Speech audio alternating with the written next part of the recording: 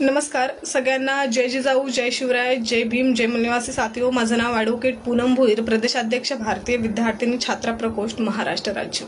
साथियो, आज लाईव्ह येण्यामागे एक मुख्य कारण आहे. मागील वर्षापासून म्हणजे 2024 पासून एक लस, एक वॅक्सिन जिचं नाव आहे HPV ह्युमन पॅपिलोमा व्हायरस, ही जी वॅक्सिन आहे ती वॅक्सिन मुलींना दिली जात आहे. आणि हे त्याच्यामागं असं सांगितलं जातं की मुली आणि महिलांमध्ये जे सर्वायकल कॅन्सरचं प्रमाण वाढत आहेत. सर्वायकल कॅन्सर म्हणजे काय, जे गर्भाशयाचं कॅन्सर आहे त्याचं प्रमाण खूप जास्त प्रमाणामध्ये वाढत आहे आणि ते कुठेतरी थांबलं पाहिजे. त्याला प्रतिबंधक अशी ही HPV ची लस आहे. ती लस संपूर्ण राज्यामध्ये कंपल्सरी केलेली आहे. काही ठिकाणी ती कंपल्सरी करून ज्या विद्यार्थ्यांना ती घ्यायची नाही त्यांच्यावर सुद्धा जबरदस्तीने त्यांच्याकडून फॉर्म संमतीपत्र भरून घेऊन ती लस त्या विद्यार्थ्यांना, त्या मुलींना दिली जात आहे.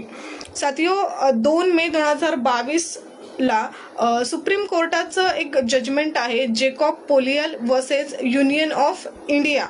ह्या एका खटल्यामध्ये सुप्रीम कोर्ट असं म्हणतं की एखाद्या वॅक्सिनची पूर्ण माहिती त्या पॅरेंट्सना देऊन त्यांची जर संमती असेल तरच ते वॅक्सिन, ते मेडिसिन आपापल्या विद्यार्थिनींना किंवा आपल्या त्या पाल्याला दिलं पाहिजेत, असं सुप्रीम कोर्ट म्हणतं.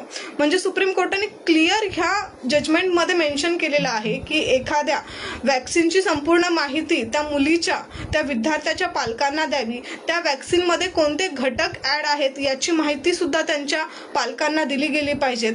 या वॅक्सिनचे इफेक्ट काय आहेत, साईड इफेक्ट्स काय आहेत याची सुद्धा माहिती जी आहे ती त्या पालकांना दिली गेली पाहिजेत. आणि हे सगळं याची माहिती देऊन जर त्या पालकांनी संमती दिली तरच ते वॅक्सिन, ते मेडिसिन त्या विद्यार्थ्यांना दिलं गेलं पाहिजेत. त्याचप्रमाणे सुप्रीम कोर्ट असं सुद्धा म्हणतं की जर एखाद्या पालकांनी आपल्या विद्यार्थ्याला, आपल्या मुलाला ते वॅक्सिन घेण्यासाठी नकार दिला तर त्या नकाराचं कारण सुद्धा तुम्ही त्या पालकांना विचारू शकत नाही, असं क्लिअर सुप्रीम कोर्टाने या जजमेंटमध्ये म्हटलेलं आहे. मग असं असून सुद्धा भारत सरकार जे आहे किंवा महाराष्ट्र शासन जे आहे ते प्रत्येक स्कूलला हे जबरदस्ती का करत आहेत की हे वॅक्सिन घेणं कंपल्सरी आहे, जबकि सुप्रीम कोर्टाने क्लिअर सांगितलंय की हे वॅक्सिन घेणं कुणावरही बंधनकारक नाहीये. ज्याची इच्छा असेल त्यालाच ते वॅक्सिन दिलं गेलं पाहिजेत. तरी सुद्धा महाराष्ट्र शासनातर्फे त्या शाळेच्या किंवा त्या जी शाळा स्कूल आहे त्याच्या शिक्षकांना प्रेशराईज केलं जातं आणि शिक्षक प्रेशराईज करतायत त्या आई वडिलांना आपल्या मुलांनी ते, आपल्या मुलींनी ते वॅक्सिन घेतलं पाहिजे. तर हे एक सुप्रीम कोर्टाच्या आदेशाचं उल्लंघन करण्याचं काम जे आहे ते काम महाराष्ट्र शासनातर्फे होत आहे. तर हे कुठेतरी थांबलं गेलं पाहिजेत.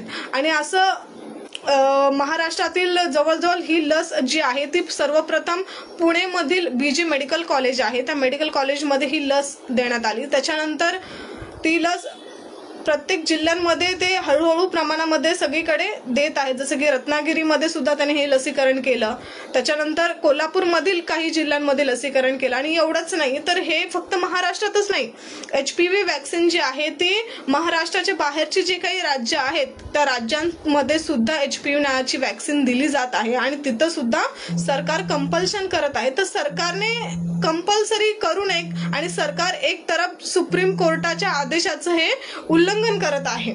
आपल्या माहितीस्तव मी सांगू इच्छिते की ही जी HPV वॅक्सिन जी मुलींना दिलं जात आहे ते vaccine Serum institute India private limited या कंपनीद्वारे दिली जात आहे, जी 2019-20 जे आपल्याला कोविड-19 ही लस संपूर्ण भारतभर सरकारने जबरदस्तीने सगळ्यांना दिली होती. ती लस, ती वॅक्सिन सुद्धा याच Serum institute of India private limited या कंपनीकडून दिली गेली होती. आणि ही HPV नावाची जी काही लस आहे ती लस सुद्धा याच इन्स्टिट्यूट मार्फत आपल्याला दिली जात आहे.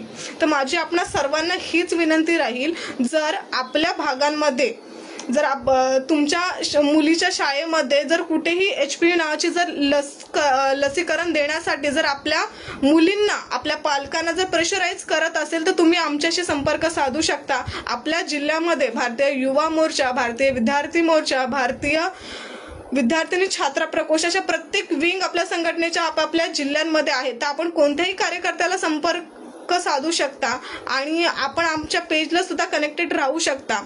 आणि हे जे HPV वॅक्सिन असेल किंवा कोणतंही, मागच्या वेळेस सुद्धा MR वॅक्सिनच्या संदर्भात सुप्रीम कोर्टाने सुद्धा सेम सांगितलं होतं की त्या पॅरेंटची जेव्हा मुक्त संमती असेल त्यावेळेसच तुम्ही काय केलं पाहिजे, त्या विद्यार्थ्यांना वॅक्सिन दिलं गेलं पाहिजे. तर हे जे कंपल्सरी सरकार करत आहे त्या विरोधात, म्हणजे कंपल्शनच्या विरोधात आम्ही भारतीय विद्यार्थिनी छात्रा प्रकोष्ठच्या माध्यमातून हे बघा, हे एक निवेदन आहे. ते निवेदन आम्ही संपूर्ण महाराष्ट्र जिल्ह्यातील 36 डिस्ट्रिक्ट कलेक्टरला, त्याचप्रमाणे प्रत्येक जिल्ह्यामध्ये जे काही प्राथमिक शाळा असेल, प्रायमरी स्कूल असेल, तर प्रायमरी स्कूलमध्ये सुद्धा त्यांच्या प्रिन्सिपलला या निवेदनाची कॉपी दिली जाणार आहे. कारण HPV वॅक्सिनचा मुद्दा चर्चेमध्ये आणणं खूप गरजेचं आहे. आपल्या पालकांना कधी कधी शासनातर्फे या वॅक्सिनची टोटल जी काही माहिती आहे ते आपल्याला पुरवली जात नाही. तर आमचं हेच शासनाकडे मागणी राहील की तुम्ही जे काही मेडिसिन देत आहात, जे काही वॅक्सिन देत आहात, त्याची संपूर्ण माहिती आधी त्या पालक वर्गाला द्या. आणि जर माहिती देऊन सुद्धा ते पालक वर्गांनी जर त्याची संमती दिली तरच ते वॅक्सिन त्यांच्या मुलांना द्या, अन्यथा तुम्ही जबरदस्ती करू शकत नाही. तर या जबरदस्तीच्याच विरोधात आपण उद्या म्हणजे 4 नोव्हेंबरला महाराष्ट्रातील 36 जिल्हाधिकारी कार्यालयावर आपण निवेदन देत आहोत. धन्यवाद. जय जिजाऊ, जय शिवराय, जय भीम, जय मल्यवासी.